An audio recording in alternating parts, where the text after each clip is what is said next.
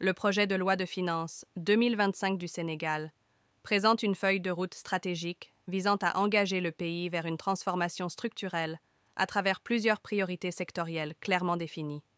Ces priorités s'inscrivent dans le nouveau référentiel Sénégal 2050, qui ambitionne de promouvoir un développement inclusif, compétitif et résilient. Première souveraineté énergétique.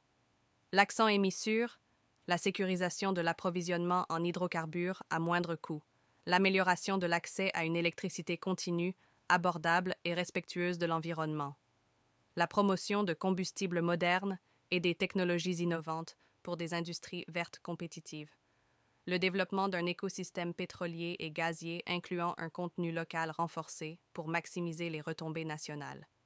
Deuxième, souveraineté alimentaire. L'objectif est d'augmenter la productivité agricole, halieutique et pastorale et de valoriser les productions locales.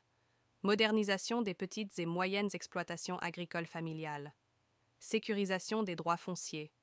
Développement des filières avicoles, laitières et de viande pour favoriser la consommation nationale.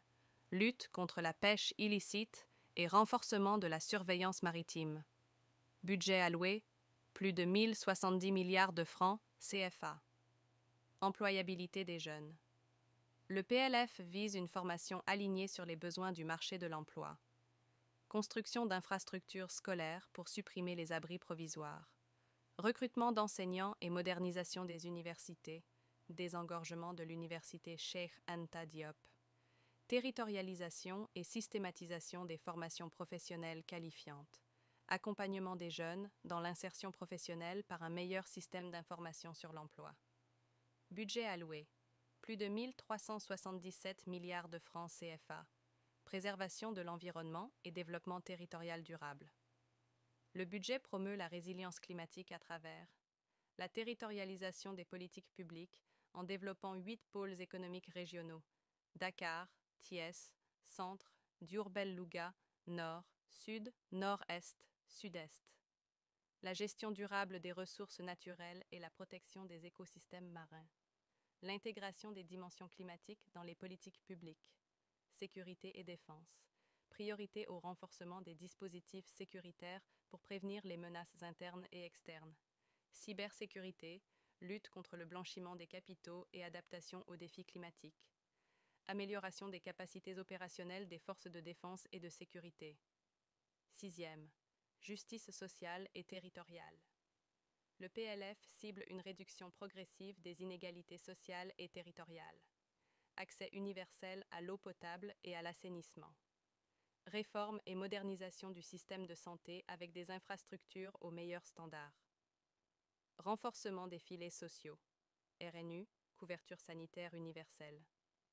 Budget social, 1885 milliards de francs CFA, représentant 34,5% du budget général hors charge de la dette. 7. Renforcement des collectivités territoriales, élargissement des ressources financières des collectivités par une meilleure mobilisation, hausse des fonds d'équipement et de dotation pour accompagner la décentralisation. 8. Inclusion financière et secteur financier.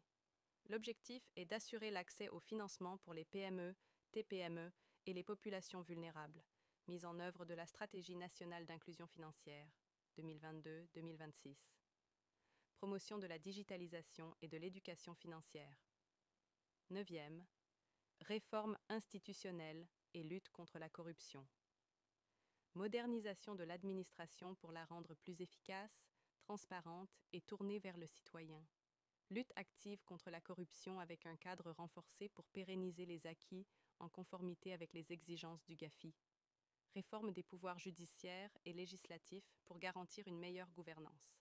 Le PLF 2025 propose ainsi des investissements stratégiques pour promouvoir la souveraineté économique et sociale, tout en améliorant la gouvernance et l'inclusion financière.